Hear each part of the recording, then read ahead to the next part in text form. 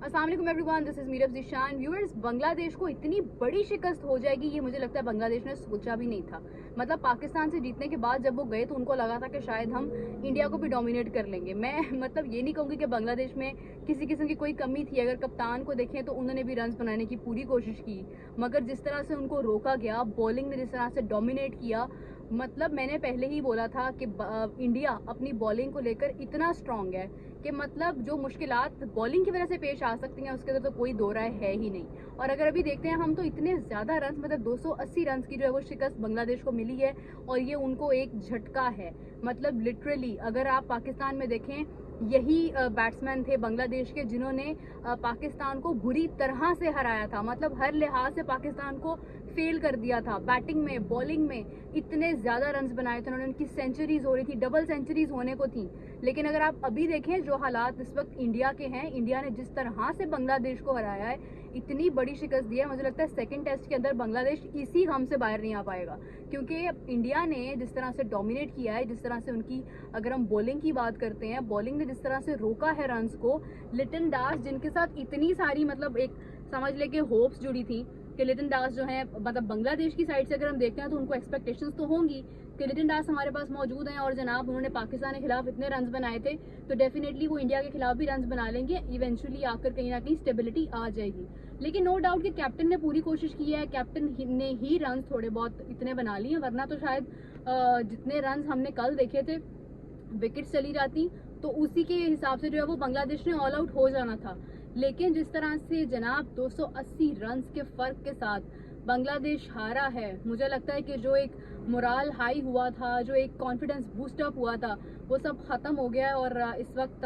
बांग्लादेश बुरे हाल में होगा डेफिनेटली, क्योंकि उनको एक होप तो थी। वो जिस तरह से कोशिश कर रहे थे, उन्होंने शुरू में जब विकेट्स निकाली थी पहली इनिंग्स में, तो उस वक्त उनको लगा था कि भाई मतलब हम तो निकाल गए, हमने विराट कोहली को आउट कर दिया, रोहित शर्मा को आउट कर दिया, शुभमन को आउट कर दिया, ऋषभ को रन नहीं करने दिए, केएल राहुल को आउट कर दिया। तो उनको लगा कि इसके बाद जो है ना वो जनाब अब हम मैच जो है वो जीत गए ऑलमोस्ट। लेकिन उसके बाद सबसे पहले अगर मैं थोड़ा बैकग्राउंड की बात करूं तो रविचंद्र अश्विन और उसके बाद अगर मैं देखूं तो जडेजा, इन दोनों ने जिस तरह से डोमिनेट किया, जिस तरह से रन्स बनाए, पार्टनरशिप बनाई, और सबसे बड़ी बात यह है कि इसको आगे कंटिन्यू किया, मतलब आगे तक लेकर गए। नेक्स्ट डे सूरत हाल जैसे ही चेंज हुई, अगले दिन का आगाज हुआ तो on board runs on board जो है वो अच्छे खासे बन चुके थे। फिर उसके बाद क्योंकि बांग्लादेश ने कहीं ना कहीं अच्छी बॉलिंग का मुजाहरा किया पहले, लेकिन उसके बाद जब वो मुश्किलात पेश हो गई और इतने रन्स बनाए इंडिया ने, इतने रन्स बनाए कि मतलब सबसे पहले तो 515 रन्स का टारगेट ही बहुत मुश्किल था। और ये इंडिया ही था जिसने इतनी ज़्यादा डोमिनेंसी दिखा दी है, क्योंकि बांग्लादेश भी अपनी कहीं ना कहीं स्पार्क और अपनी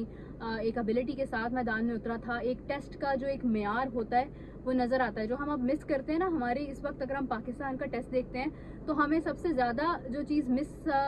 समझ लें कि मिसिंग है वो ये है कि पाकिस्तान के अंदर जब टेस्ट मैचेस होते हैं तो हम बात करते हैं स्ट्राइक रेट की, हम बात करते हैं कि हमें क्रीज ऑक्यूपाई नहीं करना, हमें शॉट्स खेलकर दिखानी है, हमें नो लुक शॉट खेलनी है। पाकिस्तान के अंदर अगर जिस तरह से बाबर आउट होते हैं, जिस तरह से स्टंप्स एक तरफ हैं और आप कहीं और जाकर खेल रहे हैं, आपका माइंड कुछ और कह रहा है, आपकी बॉडी लैंग्वेज कुछ और कह रही है, तो उसके बाद जो है वो फिर यही हाल होता है आपका कि आपको बुरी किस्म की शिकस्त होती है। मैं ये नहीं कहती कि बांग्लादेश ने बैटिंग बुरी की है या बांग्लादेश ने बॉलिंग बुरी की है, ये इंडिया की एबिलिटी थी कि उन्होंने उनकी अच्छी बैटिंग का जवाब अच्छी बॉलिंग से दिया और अच्छी बॉलिंग का जवाब अच्छी बैटिंग से दिया, और अभी उन्होंने डोमिनेट किया हर लिहाज से।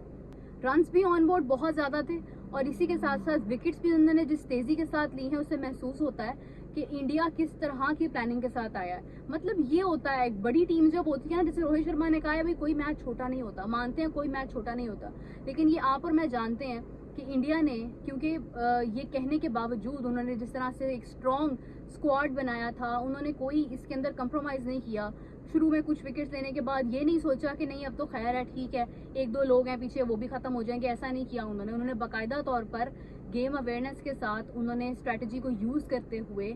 इस किस्म की शिकस्त दी है बांग्लादेश को कि मैं अभी इस वक्त वीडियो बनाने पर मजबूर हो गई हूँ सीरियसली। मतलब मैंने सोचा था कि ठीक है अभी मैं बिजी हूँ, मैं आराम से बाद में वीडियो बना लूंगी, लेकिन मैंने सोचा कि नहीं भाई, जज्बात जो है ना वो उभर रहे हैं तो अभी से वीडियो बना लेनी चाहिए, अभी से इसके ऊपर बात कर लेनी चाहिए, क्योंकि इतना बड़ा टारगेट सेट करना, मतलब एक डिफरेंस नजर आना चाहिए बड़ी टीम का और छोटी टीम का। पता चलना चाहिए कि बांग्लादेश हारा है और इंडिया से हारा है। पाकिस्तान का इसके बाद इंग्लैंड के साथ टेस्ट है और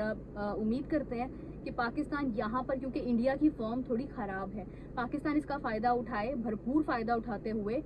थोड़ी बहुत कोशिश करके कम से कम इतना कर लें कि भाई मैच जो है वो, अगर चलो आप जीत नहीं सकते हो, ड्रॉ हो जाए। अभी इंडिया के बारे में मैं कल ये बात कर रही थी कि मुझे लगता है कि जिस तरह की मतलब कंडीशंस कानपुर में हो सकती हैं, तो शायद कहीं ना कहीं मैच ड्रॉ हो सकता है। मगर अब तो मैं 100%, 110% श्योर हूँ कि इंडिया ने दोनों मैच अपने जीतने हैं, बांग्लादेश ने दोनों मैचेस अपने हारने हैं।